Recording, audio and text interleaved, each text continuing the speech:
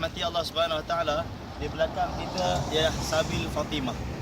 Tuan-tuan dirahmati Allah Subhanahu Wa Taala, Fatimah bukanlah Fatimah anak kepada baginda Nabi SAW, iaitu Fatimah Zahra, tetapi cucu kepada Fatimah Zahra, iaitu Sayyidatina Fatimah binti Sayyidina Husain bin Ali, cucu kepada Sayyidina Ali, cucu kepada Fatimah Zahra, cicit kepada baginda Nabi kita Muhammad sallallahu alaihi wasallam. Tuan-tuan dirahmati Allah Subhanahu Wa Taala, sebelum ini tempat keluarga Nabi SAW, rumah keluarga Nabi SAW, iaitu berdekatan dengan Masjid Nabawi. Tetapi tuan-tuan dirahmati Allah, di zaman pemerintahan Ja'far Mansur, kawasan rumah Nabi SAW, rumah keluarga Nabi SAW telah dirobohkan untuk pembesaran Masjid Nabawi. Maka keluarga Nabi SAW telah berhijrah pindah ke kawasan sini, dan tuan-tuan dirahmati Allah Subhanahu Wa Taala, Sayyidatina Fatimah binti Husain bin Ali, di mana tuan-tuan dirahmati Allah meneruskan amalan keluarganya, iaitu menjamu orang umrah dan haji minum. Dan tuan-tuan dirahmati Allah SWT, maka telah digali di kawasan ini satu perigi, yang mana daripada perigi tadi telah digunakan untuk menjamu orang umrah dan juga orang haji, juga penduduk di kota Madinah untuk minum air. Dan telaga ini dipanggil sebagai Sabil Fatimah, dan disinilah tapak rumah di mana tempat tinggal Sayyidatina Fatimah binti Husain bin Ali, keluarga baginda SAW, iaitu cicit baginda SAW, berdekatan dengan Masjid Manaratain. Tuan-tuan dirahmati Allah, Masjid Manaratain ini pula ialah tempat di mana baginda SAW pernah berhenti untuk tunaikan salat. Jadi tuan-tuan, kawasan Sabil Fatimah ini ialah kawasan yang mana berdekatan dengan Masjid Manaratain, jalan daripada Masjid Nabawi menuju ke kota Mekah.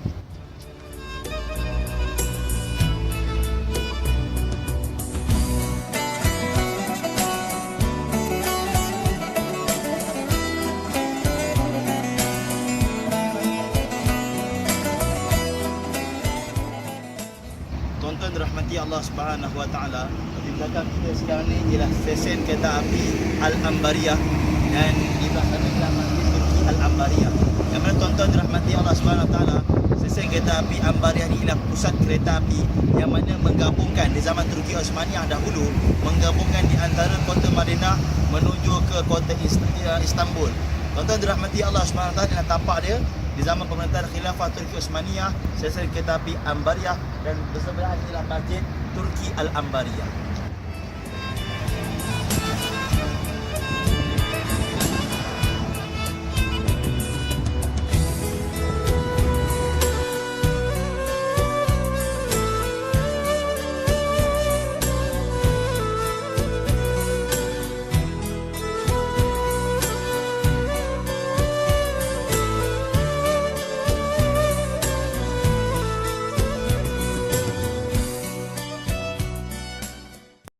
Dirahmati Allah Subhanahu Wa Taala, sekarang kita berada di dalam pusat landasan kereta api Ambariyah, yang mana pusat kereta api di zaman pemerintahan Khilafah Turki Osmaniyah, yang menggabungkan di antara Madinah menuju ke kota Istanbul.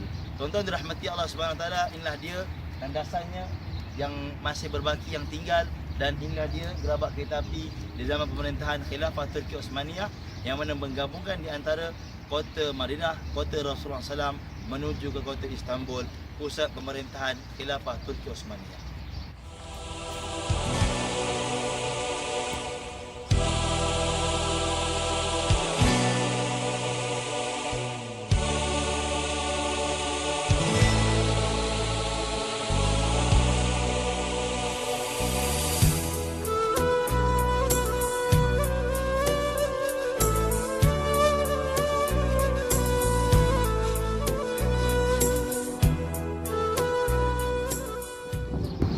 Tuan-tuan dirahmati Allah Subhanahu Wa Taala, di belakang kita ialah Wadi Al-Aqiq.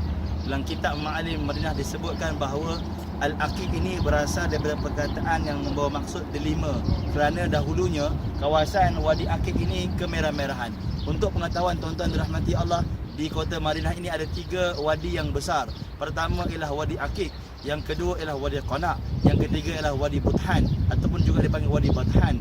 Tuan-tuan dirahmati Allah Subhanahu Wa Taala, antara wadi yang disebutkan dalam hadis Nabi SAW ialah Wadi Aqiq ini.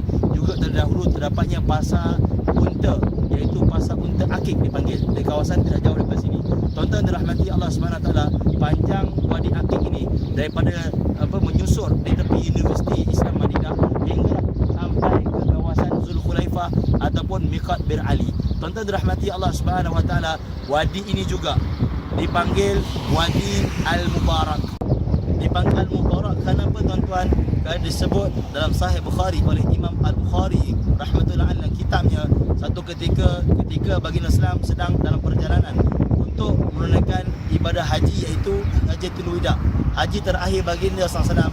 Di saat baginda SAW berada di kawasan Miqat Zulkhulaifah, di situ baginda SAW telah bersabda, yang mana hadis ini telah diriwayatkan oleh Sayyidina Umar Al-Khattab radhiyallahu taala anhu, yang mana baginda SAW telah bersabda di buku mafhum hadis, telah datang semalam utusan daripada Tuhanku, solatlah di wadi yang diberkati ini dan tunaikanlah umrah pada bulan haji.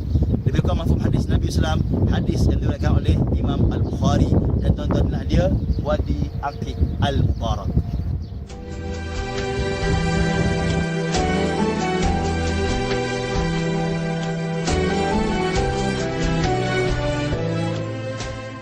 Tuan-tuan dirahmati Allah Subhanahu Wa Taala, sekarang kita berada di tapak istana Urwah bin Zubair rahmatullah alaih.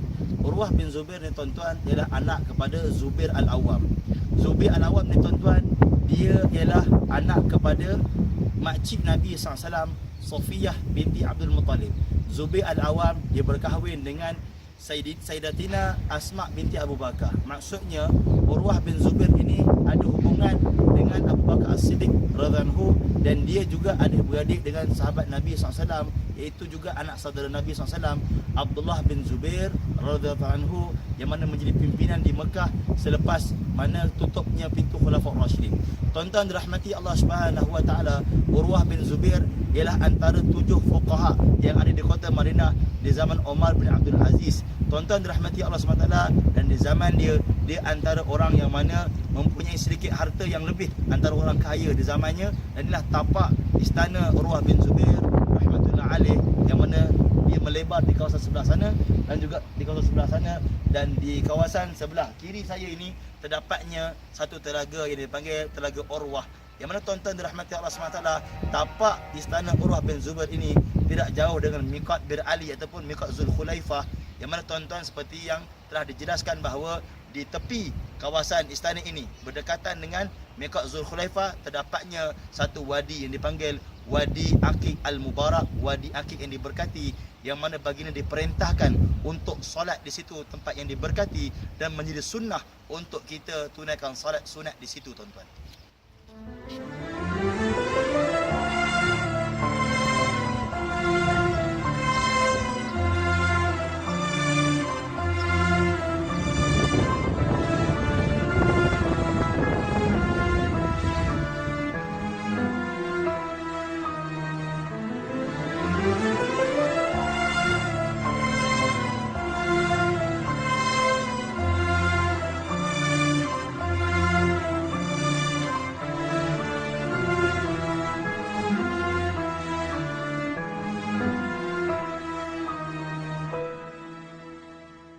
Tuan-tuan dirahmati Allah Subhanahu Wa Taala, di belakang kita ialah Wadi Budhan. Seperti mana yang telah dimaklumkan bahawa di kota Madinah ada 3 wadi yang terbesar. Pertama ialah Wadi Aqiq, kedua ialah Wadi Budhan, yang ketiga ialah Wadi Qana.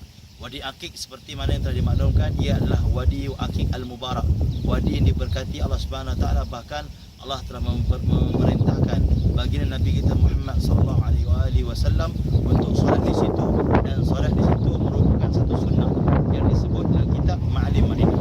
Tuan-tuan dirahmati Allah Subhanahu Wa Taala, berbeza dengan Wadi Budhan. Wadi Budhan tuan-tuan, dia di antara 5 tanda syurga yang ada di kota Madinah. Disebut dalam kitab Ma'alim Madinah bahawa Wadi Budhan ini di antara 5 tanda syurga yang ada di kota Madinah. Pertama ialah Raudhah, taman syurga adalah Masjid Nabawi. Yang kedua ialah gunung daripada gunung syurga. Yang ketiga Kurma Ajwan pada buah-buah syurga. Yang keempat Wadi Budhan daripada wadi-wadi syurga. Yang kelima penghuni syurga di kota Madinah.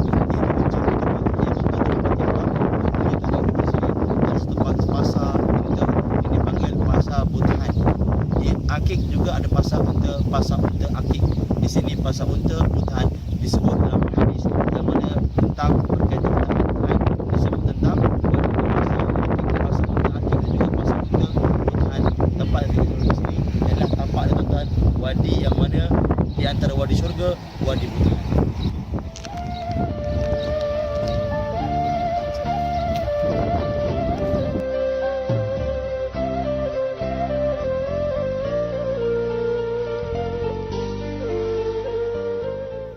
Rahmati Allah Subhanahu Wa Taala, di belakang kita ialah tempat yang mana dipanggil Bukit Terbakar ataupun Harra Syarqiyah.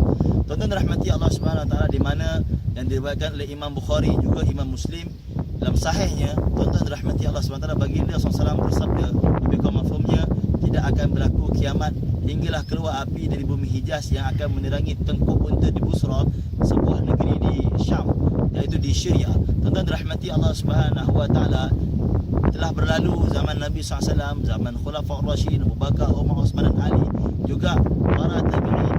Di zaman Imam Nawawi, tuan-tuan, 654 Hijrah, tuan-tuan rahmati Allah SWT, telah berlaku satu seakan gempa bumi dan telah meletup gunung ini, dan kebakarannya, tuan-tuan rahmati Allah SWT, telah sampai, tuan-tuan rahmati Allah, berita ini hingga ke penduduk Hijaz, penduduk Syam. Daripada Hijaz ini telah sampai hingga ke penduduk Syam. Bahkan Imam Samkhudi rahmatullahi alaihi, ulama sirah, mengatakan bahawa dia telah dapat berita ini daripada kota Mekah. Juga Imam Nawawi rahmatullahi alaihi telah menukilkan bahawa dia telah dengar kisah ini, bahawa kisah ini kisah sahih yang didengar daripada orang yang pulang daripada kota Madinah. Tuan-tuan dirahmati Allah Subhanahu Wa Taala, inilah tempatnya. Kata setengah ulama, benda ni berlaku dalam tempoh yang sekejap, tapi kesannya lebih kurang 3 bulan. Namun tuan-tuan, lava daripada gunung berapi ini ataupun Bukit Terbakar ini tidak sampai ke kota Madinah dan tidak memusnahkan kota Madinah, tetapi daripada kesan gempa bumi yang mana serentak dengan gunung berapi ataupun letupan gunung ini tadi, telah menyebabkan atap daripada Masjid Nabawi telah retak. Jadi tuan-tuan, okey, tuan-tuan.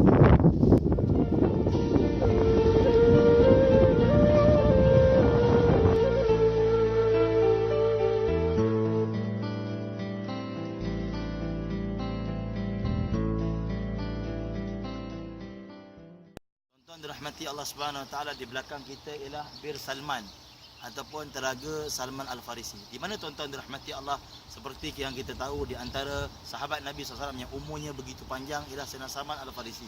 Tuan-tuan dirahmati Allah Subhanahu Wa Taala, dalam dia mencari Nabi akhir zaman, dia telah ditipu dan kemudian tuan-tuan dia telah dijadikan hamba oleh sultan Yahudi di kota Yathrib ini ataupun di kota Madinah ini. Dia tuan-tuan dirahmati Allah, bila mana baginda Islam datang hijrah, dia telah masuk Islam di tangan baginda sallallahu alaihi wasallam.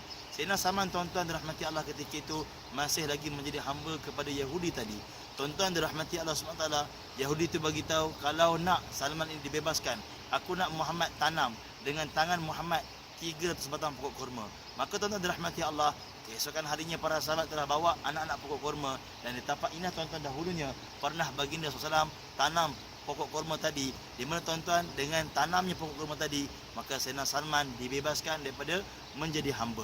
Tuan-tuan dirahmati Allah Subhanahu Wa Taala, sedikit kisah ketika menanam pokok kurma, ketika baginda Sallam tanam, keesokan harinya tuan-tuan, mukjizat yang Allah berikan pada Nabi, 299 batang telah tumbuh terus membesar, satu batang pokok telah mati. Maka para sahabat berasa hairan, kenapa pokok ni mati? Maka telah ditanya, Sayyidina Umar telah menjawab, saya yang telah tanam senyap-senyap, kerana saya tak sanggup tengok baginda Sallam tanam seorang-seorang. Maka pokok itu telah mati, tuan-tuan. Kemudian baginda tanam semula, keesokan harinya pokok itu telah tumbuh membesar. Tuan-tuan dirahmati Allah SWT, inilah tapaknya, tampak di mana baginda Sallam telah tanam pokok kurma, dan ini dipanggil Bir Salman Farisi.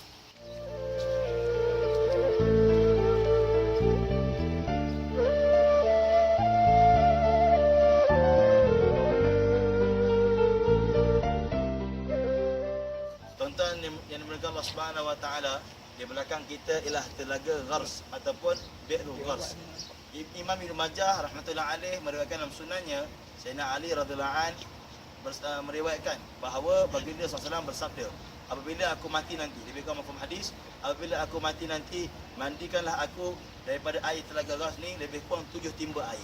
Lebih kurang mafhum hadis baginda SAW yang diriwayatkan oleh Imam Ibnu Majah. Juga tuan-tuan dirahmati Allah, Sayyidina Ali meriwayatkan bahawa baginda SAW selalu minum air daripada air Telaga Ghars ini.